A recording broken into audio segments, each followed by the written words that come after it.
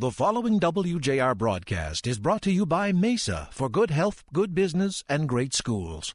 To learn more, visit MESSA.org. We're staying on top of stories all around us, as will Frank and Rush and Sean and Mitch throughout the broadcast day here on the great voice of the Great Lakes, News Talk 760 WJR. We happen to be live from the Grand Traverse Resort and Spa in Traverse City, beautiful Traverse City, Michigan. It's the Car Management Briefing Seminars, Center for Automotive Research. And but we're covering the other stories, and of course everybody's talking still because it affects everybody in every industry. What happened in Washington, or more likely, in many respects, what didn't happen for the longest time in Washington. Now, is it too little, too late? Is it good? Whatever. You look at the headlines today. Obama signs debt deal, default averted, but deficit debate not over. One of the headlines, it's not over, cuts next, Lakes education money at risk as Congress gets out the axe. Where will the axe fall? USA Today, squabbling aside, raising the debt ceiling was simple. Now Congress must figure out what spending to cut, and one of the congressmen who did vote for the raising of the debt ceiling is on the other end of our line. Congressman Tim Walberg, the Republican from Tipton, is joining us here on the Paul W. Smith Show on WJR. Congressman, good morning. Good morning, Paul W. Thanks for having me on. So, it was done. You made a move to, we are told, cut spending by at least $2.1 trillion over 10 years with no tax increases, or so it is said. You have pointed out that the president, with the support of the previous Congress, had spent $1 trillion on a failed stimulus and trillions on a government takeover of health care. In less than a year, the Republican-led House has made significant progress in reverse course. Your words again, we have passed a budget that cuts more than $38 billion for 2011. The first 6 spending bills for 2012 that return to pre-bailout, pre-stimulus levels, and the Ryan budget that will save $5.8 trillion over 10 years. What's wrong with this picture, and why do you think Wall Street has reacted so poorly to it? Well, I think it's going to take a little bit of time to see what happens there, but Wall Street recognizes that the basic underlying principles going on in Washington haven't changed because, frankly, the president is still there. The Democrat-led Senate is still there, pushing back against all of those items that you just read that the House has passed. The Paul Ryan budget, which touches all of the 100% of our budget, not just the 40% dealing with discretionary military and foreign aid, but including the entitlement section, which is 60% of the budget. We have to touch every area, and we have to do it in a right-headed way that says there are people who are expecting Social Security, that they should receive it. There are people that are on Medicare, and they shouldn't have smear and fear tactics used on them to say that the grandma's being pushed over the cliff, when in fact that's what's happening right now if we don't do changing that puts us back on track in a sound economic fashion. So, we put forward things like the so-called Paul Ryan budget. We put forward the cut, cap, and balance that I was the original co-sponsor of, that the Democrat-led Senate rejected. And now we've come to this point of saving our integrity, paying our bills, but putting severe restrictions on spending and caps on spending and cuts in place that really move us forward. And as long as we think of it not as a 10-year plan, but a 1.5-year plan until this next election, whereby hopefully we can get a president who will sign legislation that will really restrict the growth of big government and allow the growth of big people that our country was established upon, I think we have hope. Congressman Walberg, what if Congress doesn't act? What if the president doesn't sign another extension into law? The tax rates for all Americans are going to automatically revert to 2001, 2003 levels.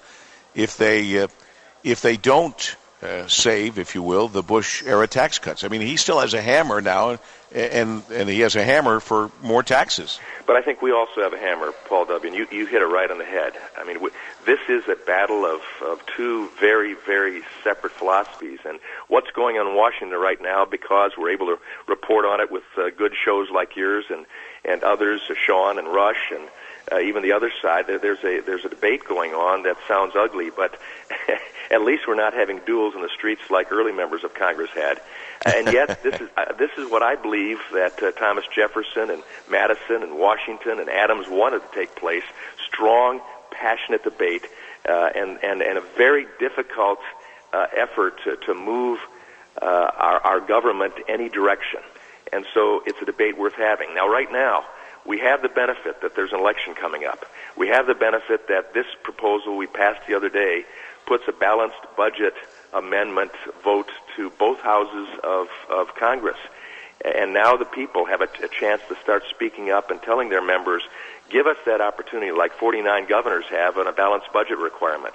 That's a talk that will continue on. When we look at the relinquishing of the so-called Bush tax cuts and the impact that it had, even in a very tough economic climate with 2 wars, with Katrina, other natural disasters, a meltdown of the economy, all of that is to the good if the American public will continue being involved, being engaged, and pushing their president and their members of Congress to do the right thing. And that's always been the true free enterprise, capitalistic, private sector approach to building an economy, and not big government, European socialist approach.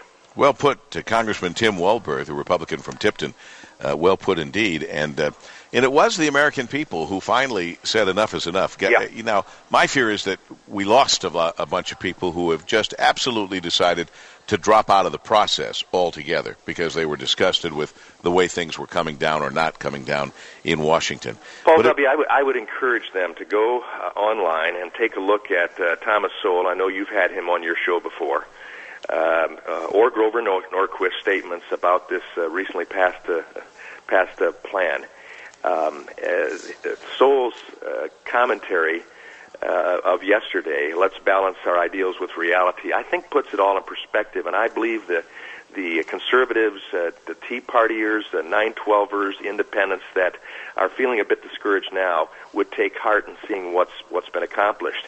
But I think it is a battle, and you've hit on another issue this morning that shows where we have to go. When the president is pushing rules for our auto industry of 54 miles per gallon standard by 2025, we have to push back on that.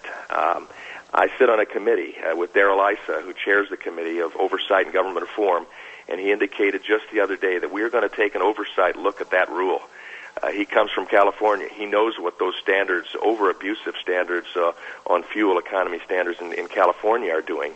I think we have to look back at those things. So it's an all-inclusive look, Paul W., that we have to continue in this process with American people engaged, thinking common sense, freedom issues, and saying, big government, you have not proven that you can carry the day. Let's go back to the original ideas.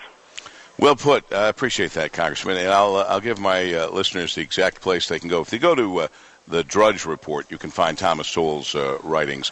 In fact, the last several days worth of writings. He's always worth reading. You're always worth talking to and hearing from, Congressman. Thanks for joining us. Thanks, and have a great day.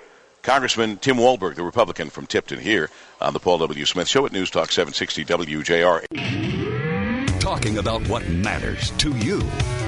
Paul W. Smith Mornings. Catch it live on News Talk 760 WJR AM. And stay up to date online at WJR.com.